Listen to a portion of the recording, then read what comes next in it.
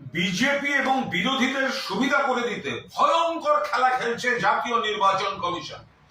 এতদিন পর্যন্ত নিয়ম ছিল বিএলএ 2 যারা হবেন তারা সেই বুথের বা সেই পার্টির হতে হবে, এবং বিএলও তো অবশ্যই সেই বুথ বা পার্টির হতে হবে।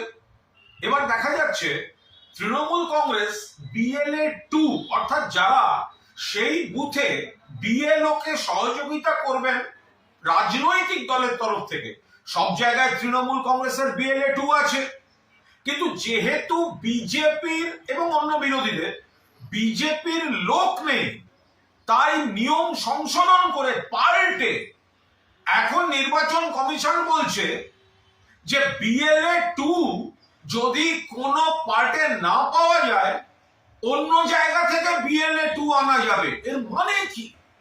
বিএলও যেমন সেই পার্ট বা সেই বুথ থেকে হতে হয়, বিএলএ 2ও তো সেই বুথ থেকে হবে।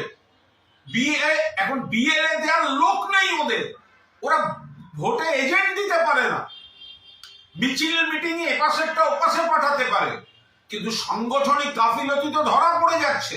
যেহেতু লোক পাচ্ছেন অর্ধেক বুথে, সেই জন্য নির্বাচন কমিশন বিজেপির কথায় বিজেপির স্বার্থে বলছে অন্য বুথের লোক, এখন যদি বিএলএ 2 না পাওয়া যায় তাহলে অন্য বাইরের লোককে এনে, অন্য বুথের লোককে এনে বিএলএ 2 করা যেতে পারে।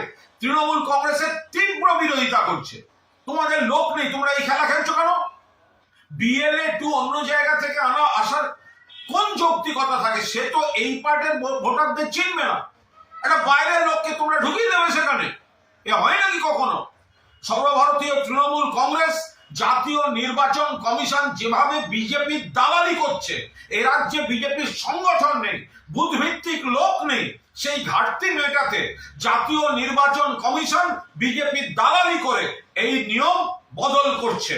আমরা এর তীব্র প্রতিবাদ করছি, যথাযথ জায়গায় যথাযথভাবে এর প্রতিবাদ হবে।